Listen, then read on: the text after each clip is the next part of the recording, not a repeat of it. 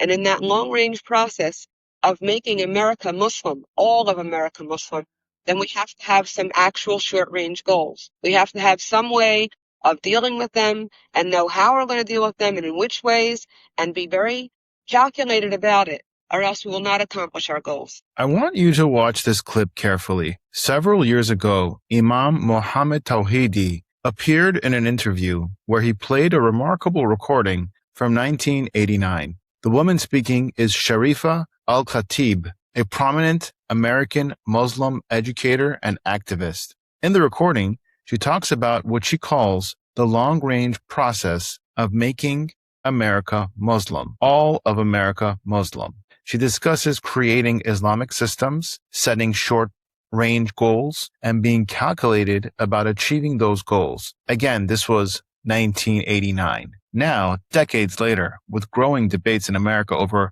Islamism, immigration, integration, and political influence, Tawhidi's warning is fascinating to hear again. Was he warning America about something that people weren't taking seriously? Listen to what was said and decide for yourself. You guys seriously have a problem. Whoever turns around and says there is no problem is lying. And there have been leaked videos that show Muslims in meetings clearly stating what their agenda is, and that is to take over America. Have you seen these videos, Brittany? No, I haven't.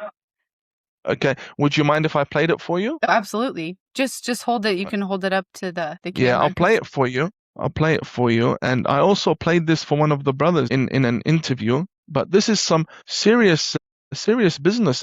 We have now leaked videos dating back to 1989 in America, where they clearly say that their role in America is to overtake the country. And I'll just let you hear it now. Muslim education is one of the most important areas that Muslims have to address. And while our final objective, is not just to become part of the system that we experience now and that we see, our final objective is to create our own Islamic systems, and not only create Islamic systems for Muslims, but to look at all the other people who are sharing this country with us as potential Muslims. And if we look at them as potential Muslims and feel that we have the obligation, which Allah has told us, to try to bring them into the same style of thinking, into the same way of behaving, into the same objectives that we have, then we have to have some way that we can communicate with them and some way we can work with them. And in that long-range process of making America Muslim, all of America Muslim, then we have to have some actual short-range goals. We have to have some way of dealing with them and know how we're going to deal with them and in which ways, and be very calculated about it, or else we will not accomplish our goals. Well, This is the lady. This is the lady talking. My goodness. This is a video from 1989. That's really terrifying. From 1989. So yeah, we do have these agendas that are funded by Saudi Arabia. And this lady basically follows the same book as Linda Sarsour. And unless Linda comes out... So it would be then spreading Islam by force throughout America, according to their agenda. Yes. Without a doubt. Yes, which is terrifying, to put it lightly. Would mean conversion or death, correct? Yeah, it's either conversion or death, according to the Bukhari, which Linda believes in, and which this lady believes in. And they cannot deny. If Linda says that she does not believe in conversion by the sword, then she's an apostate, according to her faith.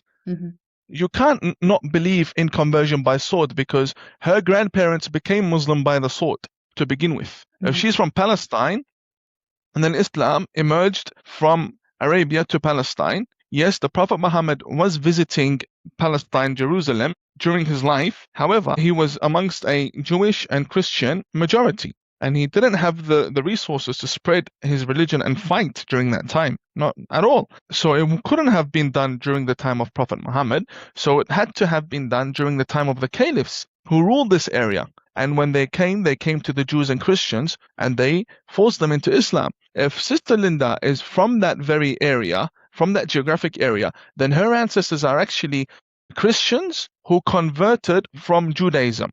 And they were forced into Islam by the sword. And the one who did that was her caliph, Umar ibn al-Khattab, who she loves and she reveres. who brought her ancestors into Islam. She needs to be very honest with herself, with her history, with her lineage, and turn around and say, we are sorry, humanity, we have a problem, and let's solve this problem together. Would be wonderful.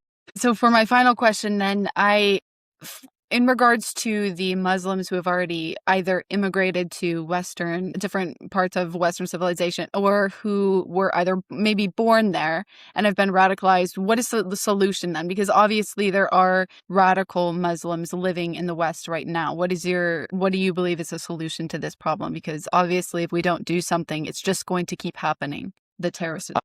We either deal with it gradually or we deal with it immediately. Gradually means we slowly start dealing with the community that we have, the radical Muslim community that we have, and which would probably mean 500 people in every state. So we're looking at less than 1 million people. In the thousands we're looking at. I mean, in Australia we have 500 people on the watch list, but there are others who share the same thoughts but still haven't surfaced. If we're going to deal with things gradually, then you're going to be upsetting them, which basically means there is a potential for more terrorist attacks and acts of violence and riots and so on during that time until we reach our goal. Or we can deal with it immediately, shut the borders and start deporting people who have threatened to attack the police, who have been convicted under counterterrorism laws, who have been imprisoned and charged for religious violence, Islamic violence, and just deport them, especially if they were not born in this country, because we cannot have a multicultural society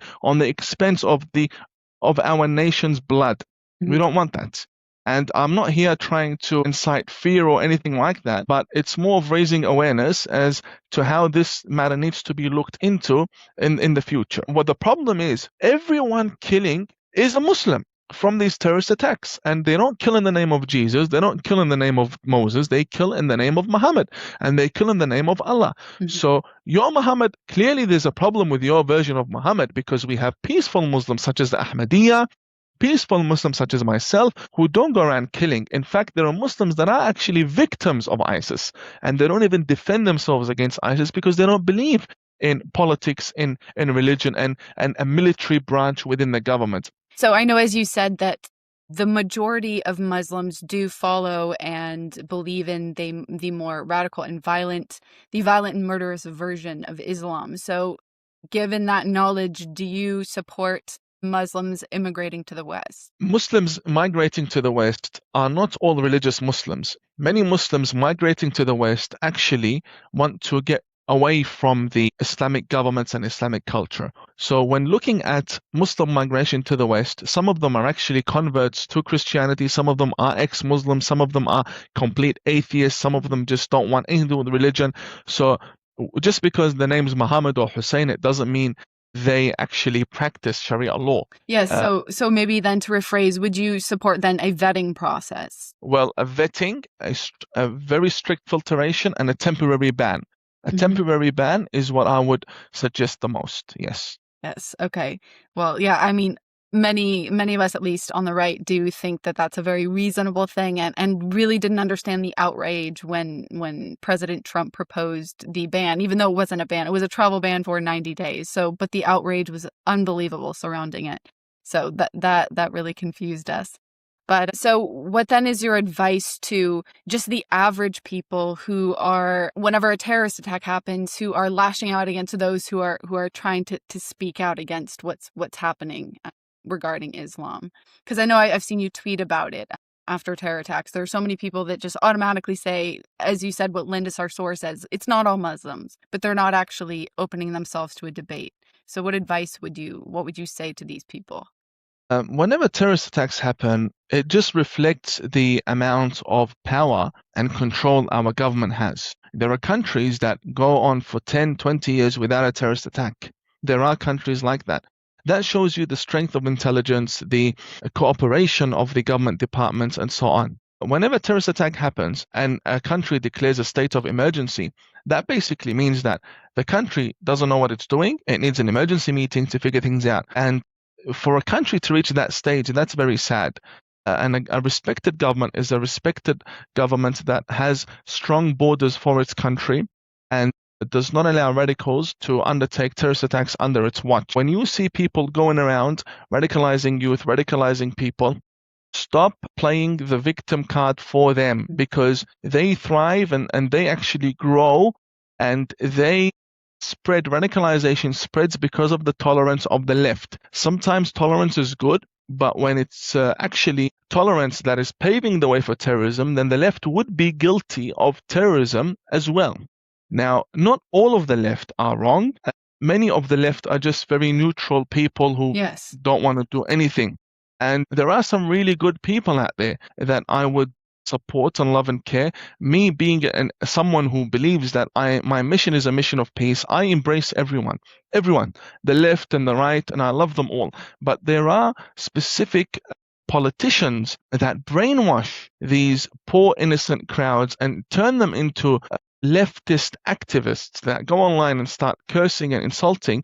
And this also happens to me. I mean, the left says they love Muslims and they want to stand up for Muslim rights, and they're for human rights and for freedom of speech, and I'm a human being and I'm Muslim, and you want to take all my rights away from me just because I have conservative views. And I do lean towards the right. I'm not going to lie. I do support Donald Trump's ban on Muslims, even if that be myself, because you guys there, you need to figure stuff out.